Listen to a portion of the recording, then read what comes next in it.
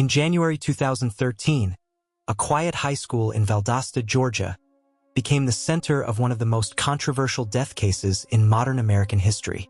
His name was Kendrick Johnson. Kendrick was only 17 years old. He was described by family and friends as athletic, respectful, and focused on graduating high school. He attended Lowndes High School, where he was a member of the school's weightlifting and wrestling programs. Like many students, Kendrick had a habit. He kept his gym shoes inside a rolled-up wrestling mat in the school gym to prevent them from being stolen. On the morning of January 10, 2013, Kendrick arrived at school as usual. Surveillance footage showed him walking down the hallway toward the gym shortly after classes began. That was the last confirmed sighting of him alive. When Kendrick failed to show up to class, teachers assumed he was skipping. Hours passed. No one raised an alarm. It wasn't until later that day, when students entered the gym, that something horrifying was discovered.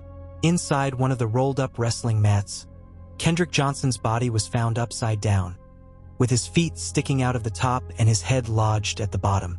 Emergency responders arrived quickly, but Kendrick was already dead. The initial explanation came fast. School officials and investigators said Kendrick had accidentally fallen headfirst into the mat while trying to retrieve his shoes. According to this theory, he became trapped, could not breathe properly, and died from positional asphyxia. The case was quickly ruled an accidental death. But for Kendrick's family, the story did not make sense. They asked difficult questions. Why would an athletic teenager climb headfirst into a tight mat when the gym was open and others were nearby? Why was there no struggle visible on the mat? Why did it take hours for anyone to notice he was missing?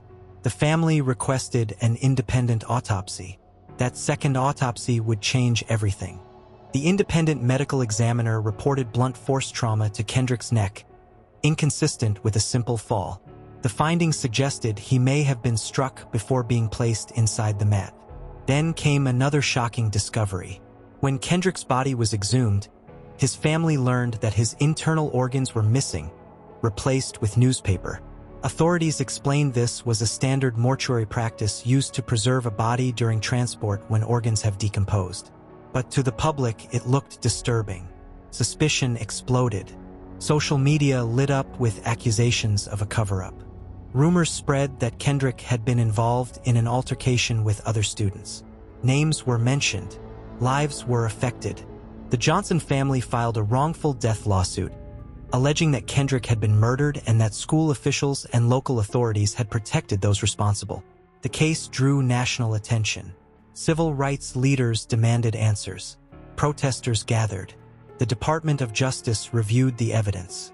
But after multiple investigations, including state, federal, and civil court reviews, the official conclusion remained unchanged. No evidence was found to support homicide. No suspects were charged. In 2015, the wrongful death lawsuit was dismissed. In 2016, the Department of Justice closed its investigation, stating there was insufficient evidence to prove Kendrick Johnson was murdered. For the legal system, the case was closed. For the family, it never was. To this day, Kendrick Johnson's parents maintain that their son was killed and that the truth has not been fully told.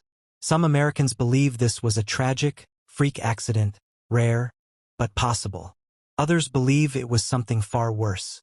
More than a decade later, Kendrick Johnson's death remains one of the most debated cases in true crime history, not because there is an answer everyone agrees on, but because there isn't, and that unanswered question still echoes.